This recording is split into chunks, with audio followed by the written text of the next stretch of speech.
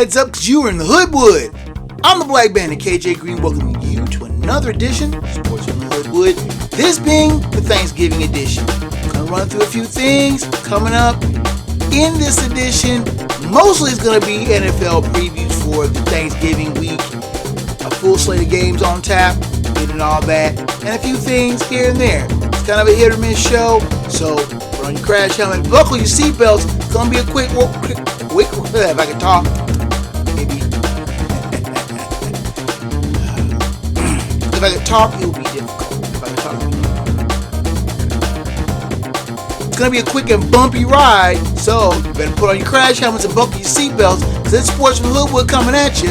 Let's go.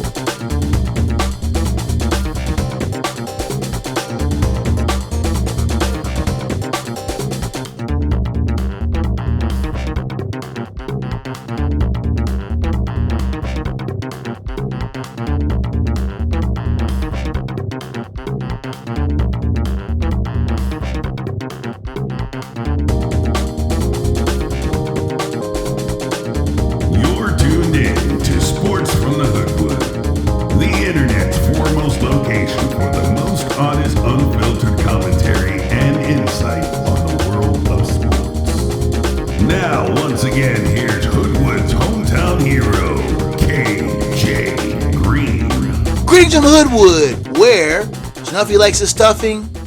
Come to think of it, I do too. But from my Hoodwood to yours, we wish you and yours the happiest and safest of Thanksgiving holidays.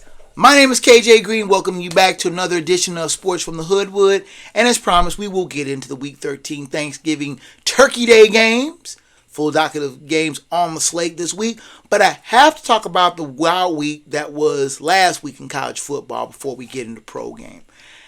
Alabama might have very well played themselves out of the CFP with an absolutely abysmal showing at Oklahoma. Now the fans stormed the field after the 24-3 stunner. Oklahoma rushed for 260 yards and allowed, get this, 234 yards total to Alabama. Not passing, not rushing, 234 total. Yeesh. Kalen DeBoer will hear the howls in Tuscaloosa for a while as his squad got caught looking ahead to the bowl, to the Iron Bowl, that is. And Auburn, its opponent in the Iron Bowl, didn't get caught looking ahead. Instead, they stunned Texas A&M in 4 overtimes. Tigers walk-on kicker Ian Vachon, a sophomore who won the tryout for the kicking position, sent the game to overtime with a 29-yard field goal. And Auburn held off a late Texas A&M try for 2 to win the game in 4 overtimes. As it stands now, and I'm looking at the information, like I said, we're taping the show at about 8 o'clock on Tuesday, November 26th. Alabama is 13th in the AP Top 25, and I don't see anything on the CFP yet. We may come back to that. We may circle back to that before we're through this week. Alabama might be on the outside looking in, but with 3 losses, I can't see a playable a road for the Crimson Tide to get in the CFP ahead of a number of 2-loss teams. It makes sense. I mean, Alabama, like I've said before, have played their way out. And an 8-3 record, even if they beat Auburn convincingly, they're not going to play in the SEC championship. And I can't find a credible path for the Crimson Tide to play their way into the CFP. And there are as many as I can count 1, 2, 3 SEC teams ahead of them in the pecking order. The SEC is not going to send 4 teams to the college football playoff, even if one of those 4 teams is Alabama.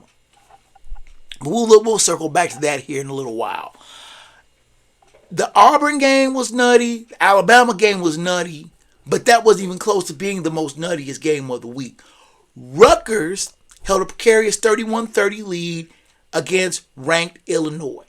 Scarlet Knights coach Greg Schiano then tried to ice Illinois' kicker before they were going to kick a 58-yard field goal into the wind, which I didn't think was a smart idea. They probably had no prayer of conversion. But instead, Illinois coach Brett Bielema trusted his quarterback, Luke Altmaier, to make a play. And not only does he make a play, completing a pass to Pat Bryant, Bryant then weaves his way through the Rutgers defense to the end zone for a stunning touchdown. The crowd in Piscataway was sick. They were showing people with the loser's cobra look like, oh my goodness, what happened? You beat yourself. Greg Schiano thought he was smarter than everybody in the room, but instead he'll get the title of stupidest coach in college football this week. But that wasn't even the craziest ending. Arizona State was locked in a tight duel in the desert with BYU. Both teams ranked, but the Sun Devils blew a 21-0 lead. But took the lead back late in the game and tried to stall the clock. They had the ball. BYU was out of timeouts, but on fourth down, Arizona State could not run out the clock fully. But the jubilant crowd in Tempe thought the game was over and stormed the field. There's only 1 second left on the clock, though. 15 minutes was needed to clear the field, put the goalposts back up, and get everybody back on the field. BYU had a chance to win the game with a Hail Mary. Incredibly, there was no penalty on Arizona State for rushing the field. But with the ball at midfield, BYU chunked the ball up to the end zone, and the pass was completed. But Arizona State made the tackle 3 yards short of the goal, and the Sun Devils had their win. And then the fans stormed the field in Tempe. Now, in the Big 12, just makes it even more crazier. A combination of factors could have, get this, an 8-way tie for first place in the Big 12. Now, I've heard of co-champs, tri-champs, quad champs even. But an 8-way tie? What's that, Snuffy? An octo-champ? That makes no sense. And can somebody please tell me how Billy Napier of Florida keeps wriggling his way out of getting in the coach's noose? He should have been run out of Gainesville. But after the 24-17 upset of Ole Miss, he might have bought himself another year. I'm sorry. I just love watching Lane Kiffin of Ole Miss look like he has bitter beer face when his team inevitably collapses like they do every year. Looking like Chucky Gruden in college. I think they're both the same person, but I can't fully attest to it. And then, of course, now this coming weekend will be wild with the aforementioned Iron Bowl, the game between Michigan and Ohio State, which I think Michigan has no chance of winning. The old Oak and Bucket between Indiana and Purdue, with the former looking to bounce back after getting mollywomped in Columbus. And there are also 11 teams at 5-6 that this weekend is a win and be bowl eligible or lose and their season be over. Wild weekend indeed in college football. Take a time out, come back with the Thanksgiving Day games. And with full slate, 16 games on the docket this week. Sports from Hoodwood comes back at you after this.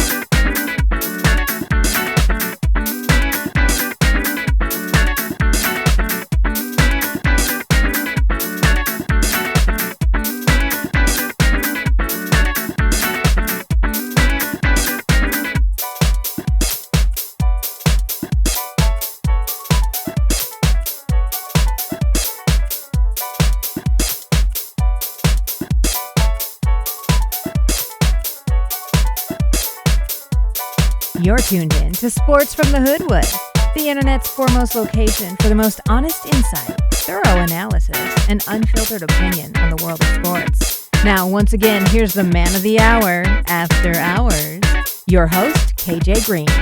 You are back in the Hoodwood. Let's get started with the Week 13 NFL picks. Now, football on Thanksgiving is one of the most revered and sacred traditions in America. For 90 years, the NFL has played on the fourth Thursday in November consistently, and until 2006, only the Lions and the Cowboys would always host the games. Now, the Lions have hosted the game since 1934, and with only a break because of World War II, have hosted the game pretty much every year since 1945.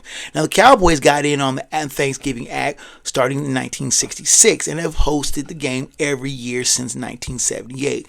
Now, there was a bizarre 3-year stretch where the NFL had St. Louis host 2 of the 3 games, 1975 and 1977, and played in Dallas in 1976, but 75 and 77 games had poor attendance due to the local high school Thanksgiving Day game between Kirkwood and Webster Grove, and they got blown out both times they played in St. Louis, losing 32-14 to the Bills in 1975 and 55-14 to the Dolphins in 1977. Now, the Cowboys, like the Lions, have a standing agreement with NFL to host the John Madden Thanksgiving Classics. These are so monikered in 2022 after the late great coach and broadcaster who coached or broadcasted 23 Thanksgiving Day games. The NFL added a third game to the slate with the addition of a 20 game, which has no fixed teams, and then last year added the Black Friday game, which the Cincinnati Bengals volunteered to host, and they wanted the game to be against their longtime rival / bully Pittsburgh, but they were quickly shooed away by the powers that be in the NFL and told that their request would, quote, be taken under advisement. That's a polite, don't call us, we'll call you, if I've ever heard one. But nevertheless, before the NFL made the Black Friday games a regular fixture in the NFL had only played 8 games on Friday since 1978, and all of those have been in December. In any case, let's get to the Turkey Week games. Instead of breaking up into 2 shows like I did last year, we'll do them all at once.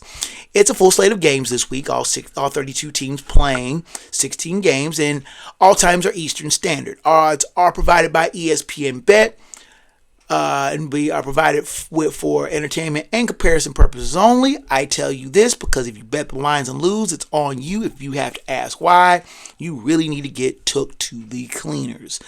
All the Thanksgiving Day games are nationally televised, as is the Black Friday game on Amazon Prime. Check your local listings for the Sunday games in your area or consult the fine folks at 506sports.com for a comprehensive game map. We'll start out with the Thursday, November 28th games. We will start with 4-7 Bears taking on the 10-1 Lions at Ford Field in Detroit. 12:30 kickoff on CBS. The Lions are 10-point favorites. Last week, the Bears lost to the Vikings 30-27 in overtime, while the Lions defeated the Colts 24-6. Fast fact is the Lions have not won on Thanksgiving since 2016. Now, the Bears took another divisional team to the wire in rallying smartly in the fourth quarter before collapsing in overtime to the Vikings. They head to an old Thanksgiving Day playmate in the Lions, who have been ripping off wins at a frightening clip. It's safe to say that Caleb Williams is figuring it all out, and this won't be hardly the pushover game that many think it could be. The Lions, for their part, are liking the part of the divisional bully and will spare the Bears no quarter. I think the game will be tight for a while until the Lions defense forces Williams into a rookie mistake that the Lions will cash in for a decisive score. The pick here is Detroit. Next on the docket, we have the 2-9 Giants taking on the 4-7 Cowboys at AT&T Stadium in Arlington, Texas. 4:30 kickoff on Fox. The Cowboys are 4-point favorites. Last week, the Giants lost to the Buccaneers 30-7, while the Cowboys defeated the Commanders 34-26. Fast fact here is as the Giants have lost their last 3 Thanksgiving Day games, having won on Turkey Day since 1982. Now, the Giants have lost their way and are stumbling through the back half of the season. They head to Jerry World to face a Pokes team that won a wild shootout with the Commanders and come home feeling that they could make a late dash to the playoffs. Will they? No. But they will get their fans riled up enough to think that they will. Both teams are ragged, but it's way overdue for the Pokes to win at home. All this talk about Tommy Cutlets is just that. Talk. I don't think he can carry a mediocre offense that has been badly infighting. The Pokes long overdue for a home win, as I mentioned, and playing at home on Turkey Day has always been a good tonic. The pick here is Dallas. The night game on Thanksgiving is the 5-6 Dolphins taking on the 8-3 Packers at Lambeau Field in Green Bay. 8:20 kickoff on NBC and Peacock. The Packers are 3.5-point favorites. Last week, the Dolphins defeated the Patriots 34-15, while the Packers defeated the 49ers 38-10. Fast fact is this is the Packers' second time hosting a Thanksgiving game all time, and the Dolphins' first Turkey Day game since 2011. Now, the Dolphins are getting their sea legs back and have posted a modest 3-game win streak. They head to the frozen tundra to face the Packers team, still looking up at a bunch of teams despite a robust 8-3 record. The Dolphins have rolled the solid play of Tua Tagovailoa to climb back into the AFC playoff picture, but beating teams like the Pats and the Raiders at home is one thing. Beating the Packers in Lambeau is asking totally different criteria, especially beating them at home at night. Jordan Love is growing into his leadership role, but the Pack have enough weapons to go around to compensate. The pick here is Green Bay. Now let's look at the Friday game. It features the 2-9 Raiders taking on the 10-1 Chiefs at GEHA Field at Arrowhead Stadium in Kansas City. 3 o'clock kickoff on Amazon Prime. The Chiefs are 12.5-point favorites. Last week, the Raiders lost to the Broncos 29-19, while the Chiefs defeated the Panthers 30-27. Fast fact here is that both teams have split their Thanksgiving Day or weekend games. The Chiefs have winning 5 out of 10 on Thanksgiving, while the Raiders have won 4 of 8. Continuing their ragged play, the Raiders have been playing poorly as of late and will be further hampered by the loss of Gardner Minshew, out with a broken clavicle for the rest of the season. They will turn to the well-traveled Bearcat Desmond Ridder to start at quarterback. But the Chiefs have been hankering for a blowout, and you can get the feeling that they will try to take their frustrations out on somebody, and the Raiders just happen to be in the way. That's why I'm making Kansas City the Hoodwood lock of the week. Next on the docket, we have the Sunday games. Let's turn to that page and take a look at the 5-7 Colts taking on the 2-9 Patriots at Gillette Stadium in Foxborough, Mass. 1 p.m. kickoff on CBS. The Colts are 2.5-point favorites. Last week, the Colts lost to the Lions 24-6, while the Patriots lost to the Dolphins 34-15. Fast fact here is the Colts' 10-6 win last year was their first in Foxborough since 2006. Now, both teams are coming off of sizable rout losses and both are looking to get their late season mojo back. The Colts ran into a Detroit buzzsaw, but will find the going a lot easier against the weak Pats secondary and front lines. They will find the sledding a little bit easier on defense as Drake Mayo is scaring no one. Pick here is Indianapolis. Next on the docket, we have the 8-3 Steelers taking on the 4-7 Bengals at Paycor Stadium in Cincinnati. 1 o'clock kickoff on CBS. The Bengals are 3-point favorites. Last week, the Steelers lost to the Browns 24-19, while the Bengals were on their bye. Fast fact is Bengals quarterback Joe Burrow is tied for the NFL lead with 27 touchdown passes. Now, the Steelers played their yearly we take someone way too lightly and get an embarrassing loss game against the Browns last Thursday in the snow in Cleveland. They head downstate to face a Bengals team that had trouble beating the bye week last week. Now, the Bengals are favored. Why? The Steelers defense will have fun bum rushing Joe Burrow against that weak offensive line, and I think that Burrow is starting to wonder why he signed a long contract to stay with a coach that has no clue how to properly utilize him. This really isn't an upset, but I'd say otherwise. The Steelers love to bully the Bengals, especially in their own crib, and this will be no exception. The pick here is Pittsburgh. Next on the docket, we have the 7-4 Chargers taking on the 6-5 Falcons at Mercedes-Benz Stadium in Atlanta. 1 p.m. kickoff on CBS. The Chargers are 2-point favorites. Last week, the Chargers lost to the Ravens 30-23, while the Falcons were on their bye. Fast fact, here's the Chargers have yet to beat a team with a winning record this season. The Chargers have slogged through a messy game at home on Monday night, now have to head east, face rested Falcons squad still stinging after their humiliating loss in Denver 2 weeks ago. Now, you know the formula about West Coast teams headed east, usually dead meat, especially on a short turnaround. This is not a good combination. Now, I'm calling this a slight upset because the Chargers have a better record. The pick here is Atlanta. Next on the docket, we have the 6-5 Seahawks taking on the 3-8 Jets at MetLife Stadium in East Rutherford, New Jersey. 1 p.m. kickoff on Fox. The Seahawks are 2-point favorites. Last week, the Seahawks defeated the Cardinals 16-6, while the Jets were on their bye. Fast fact here is Seahawks quarterback Geno Smith had played 5 years in New York, 4 of those with the Jets. Now, the Seahawks won a grimy game in the rain against the Cards and go cross-country to face the super dysfunctional Jets. Now, most of the time, I will go for the Eastern team playing a Western team in that early 1 p.m. time slot. But the Jets are only good at beating themselves, and I'm sure that Geno Smith has a small grudge against the team that unceremoniously ran him out of town a few years ago. The pick here is Seattle. Let's take a timeout, come back with the rest of the Week 13 Turkey Week Thanksgiving Day picks. Sports from the Hoodwood rolls on after this. Is today your last day on Earth because you are being deployed to space tomorrow? Have you just turned 18 and you're ready to get out of your parents' house? Has your granddaughter gotten her boyfriend pregnant? Whatever your reason, you need us at GottaGetMarriedNow.com. We specialize in last-minute weddings. Active duty, military veterans and retired discounts are available. Visit us at GottaGetMarriedNow.com. Hi everyone, I'm KJ Green. If you're looking to reach a broad audience, your advertising will be no further than already.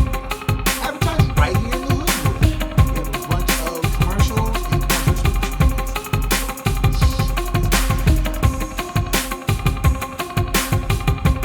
Hi everyone, I'm KJ Green. If you're looking to reach a broad audience, your advertising dollars will be no further than advertise right here.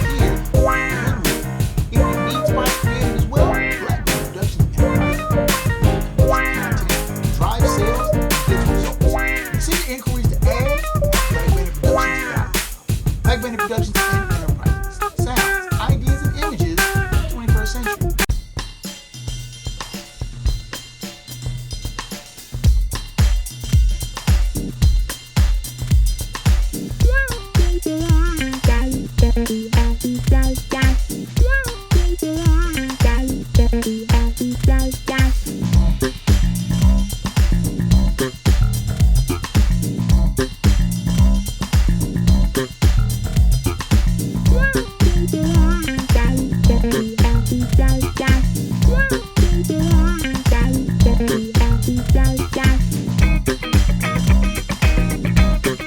You're tuned into Sports from the Hoodwood, the internet's foremost location for no-nonsense commentary, insight, and opinions on the world of sports.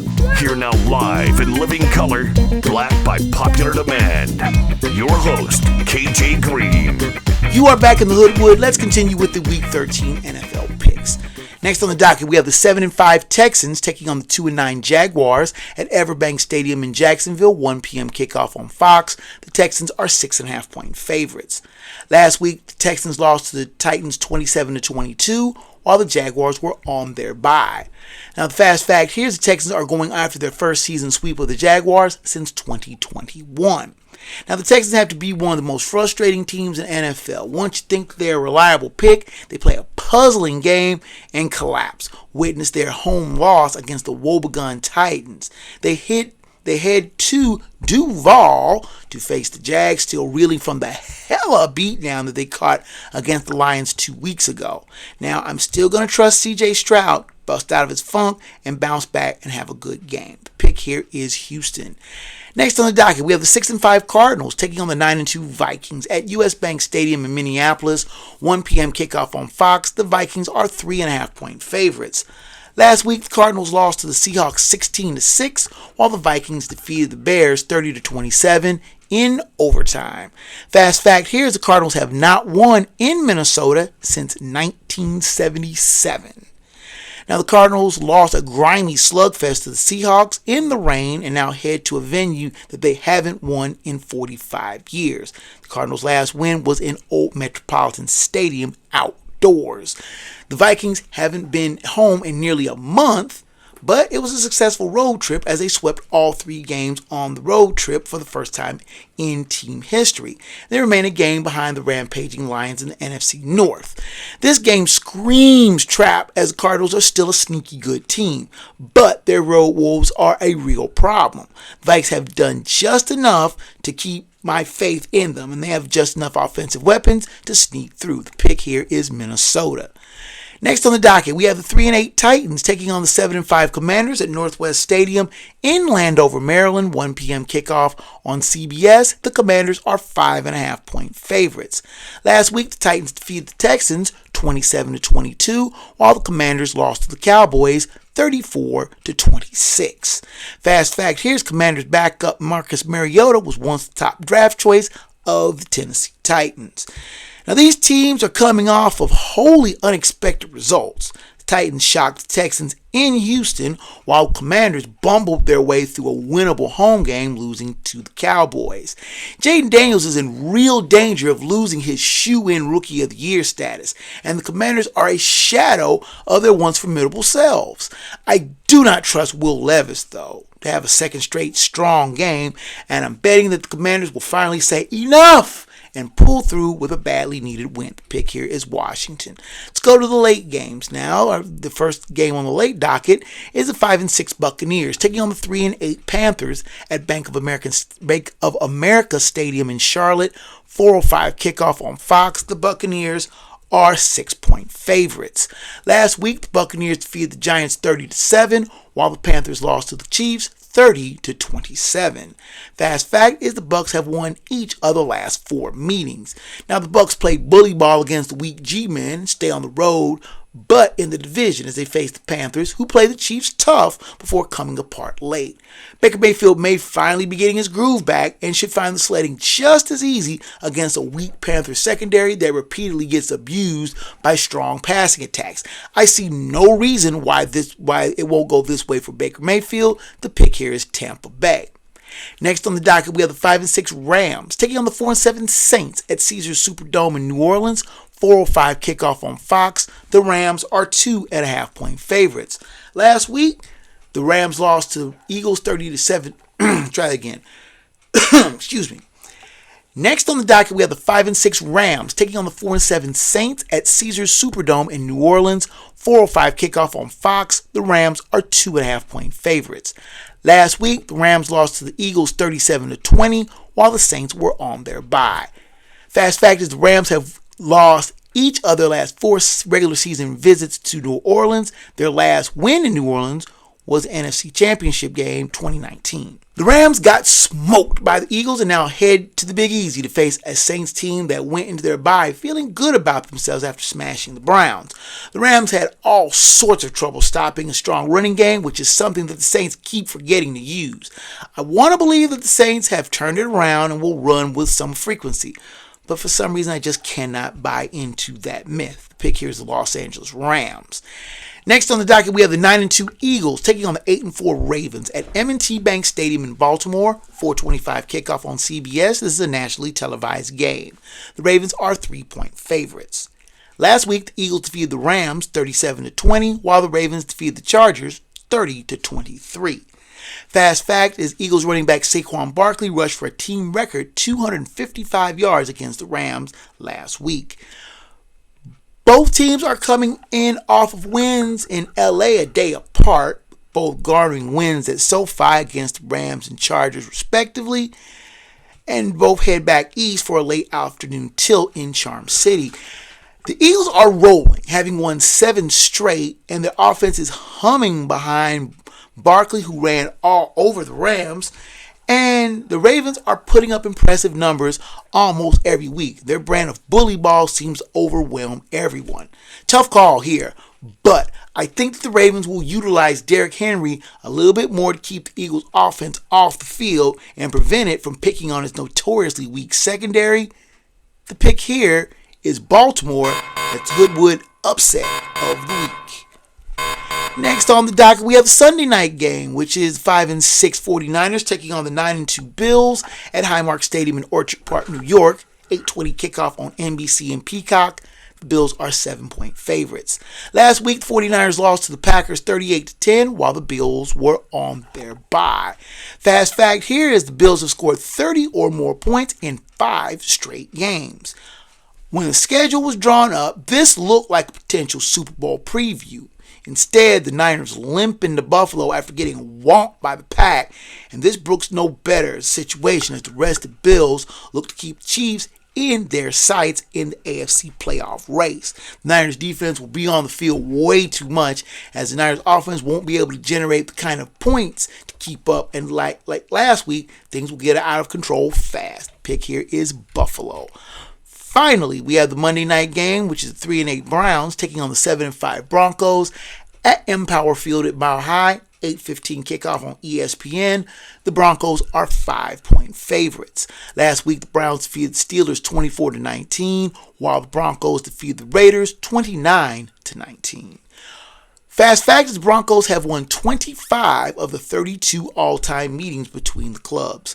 Now the Browns are feeling good after beating the Steelers in a snowy maelstrom in Cleveland and might get their second primetime snowy game in as many weeks as they head to Denver. Bo Nix for the Broncos is making believers of everyone in Denver, and I have the feeling that he will try to strafe the Browns' often suspect defense. Now, the Browns usually don't play good on the road, and Denver is not one of the friendliest atmospheres for visitors, and at the combination that they don't play good in Denver to begin with, that makes this a pretty easy call. The pick here is Denver. And there you have it. Last week, I went 10-4 with the lock and upset correct for the second straight week.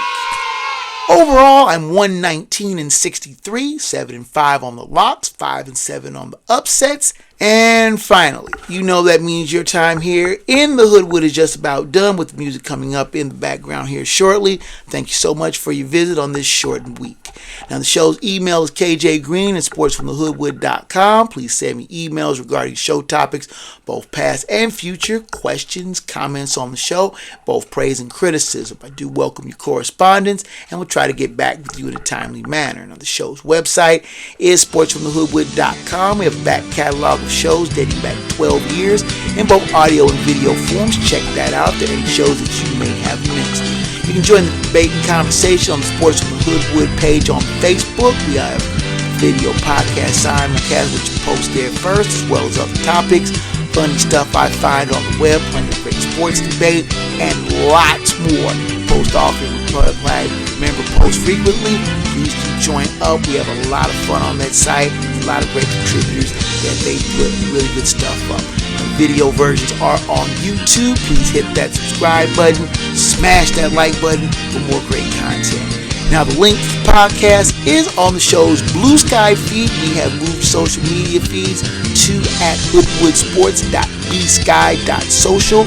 As a host of interesting stuff that I find there, you correspond with the show, and we do correspond back, so you can like and follow there as well.